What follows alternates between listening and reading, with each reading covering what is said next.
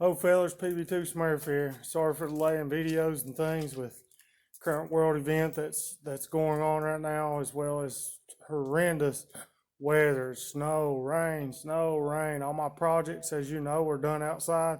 So sorry for the delay, but I have made a little progress, which I didn't record because it's more of a necessity, more than how to, but I still want to give you all an update on the project. So our project we're working on is our 2007 Ford Focus ST. After doing a little research, I realized that ST stands for Sports Technology.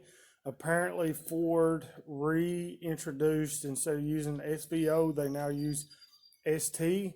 I thought it meant sports tune. I thought it meant standard turbo. Wasn't really sure. Thread form. I looked it up, and sure enough, the man was right. So hats off to that gentleman. Thank you very much. Another thing I want to add is that this project finally has a name. I didn't use any of the names that was sent in by any of the viewers. I was worried about copyright infringement and things. In case you didn't know, character copyright is good for 20, I think it's 25 years, 27 years. Correct me if I'm wrong. As a good example, a man was building a fastback Mustang and he called it Eleanor. Well, since he named it Eleanor, the people who own the copyright of the name Eleanor, as it's a character of the car, sees the car. I'll try to post a link to that video below, or I'll post it right up here so you can see it.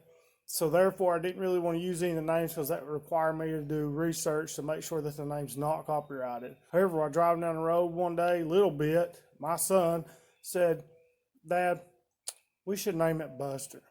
So guess what, ladies and gentlemen? Our project has a name, and it's hashtag Buster. Hey fellas, PB2 Smurf here. PB2 Smurf here. PB2 Smurf here. Oh fellas, PB2 Smurf here.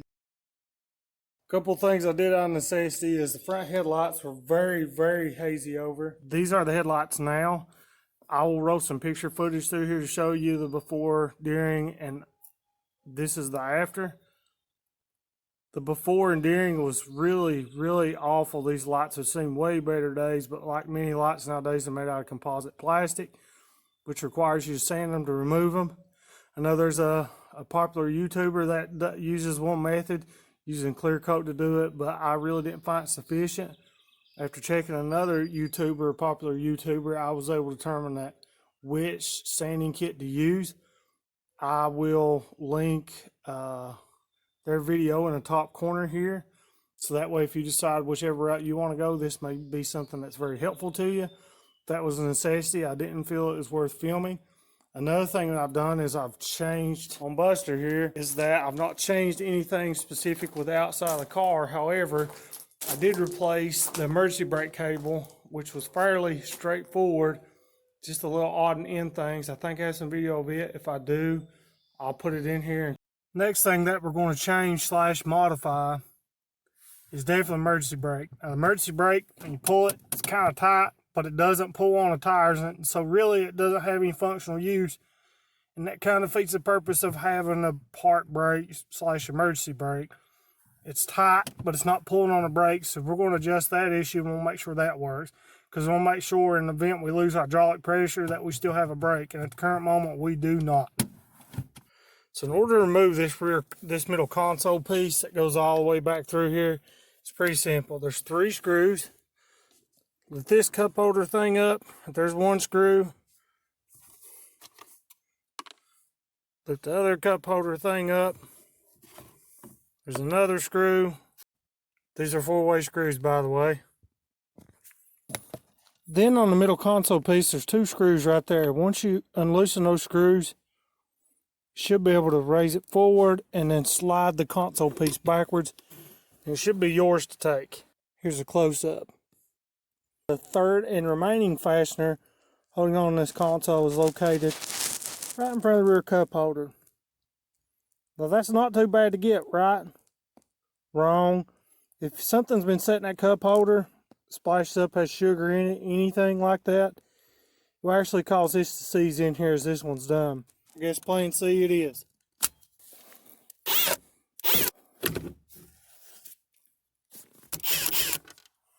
Screw out.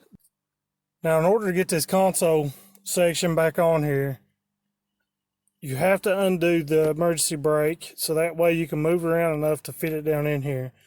When looking underneath, this piece and this piece does not separate. I don't know if they were molded different or what, but there's no separation that you can see from underneath to unclip it. That would make the installation and removal a lot easier.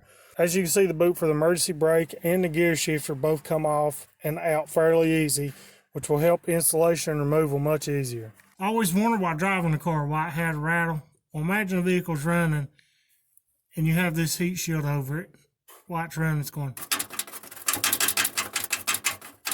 Well, as the back part that is also loose, and it's a lot worse.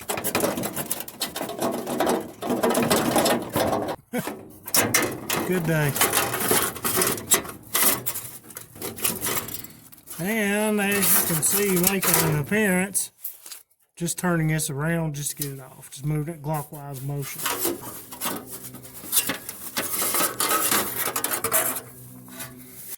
Now, as you can see, that's our connector for emergency brake. Seems a little one-sided, huh? It was very difficult. I did realize that the cable may have been stretched way too far from people e-braking it and pulling it around. So I managed to have to remove a bracket that goes on the back. On this specific model, it does not have drums located in the back. We have disc brakes all the way around. Actually, the emergency brake cable, as you can see located here, is actually just attached to an arm, and which when it pulls, it causes the piston to push out against the caliper. So it causes the caliper to cinch down on the rotor. One thing I had to do when I got in here is I realized somebody had used wheel bearing grease on the bolts that are here. Wheel bearing grease does not go on those bolts. You should only use silicone. After going to 4 or 5 different part stores, apparently nobody stocks pure silicone. When you replace those boots like I did, that you use silicone on those slide pins, which I did replace. You want to make sure you use silicone. Do not use wheel bearing grease. They are different. Don't use it. Trust me. Silicone's all you need. But what had happened with the emergency brake originally was, even when you would pull it, even though it's pulled all the way, it still wasn't pulling up enough. It wasn't making contact. So what I ended up having to do is replace the cable. Now this cable splits. One goes to this tire. One goes over there to the other tire. So just this e-brake cable, you have to remove this boot. All you gotta do is get a flat tip screwdriver to the front first, and then the back. And the reason why is because the back, as seen here, has a lip on it, so it goes in first. Excuse me, it's dirty. So when you remove this boot to adjust it, when you look down here from the driver's side, as you can see this nut indicated here, what you do is that's a 10 millimeter in a deep well. All you do is have to tighten that up in a regular righty-tighty manner, and that will adjust your e-brakes. That way you get the correct amount of pull on your e-brake, and that's how you determine how many clicks. So when you adjust that e-brake there and you get it just the way you want, you have to remove this cap piece that's located here. This piece keeps it from backing off. After you remove this piece right here, you'll be able to get your 10 millimeter down on this fastener right here, and you tighten it up. And that's all you gotta do is adjust your e-brake. Then when you get done, remember to slide the back first, then the front. Just snap it in.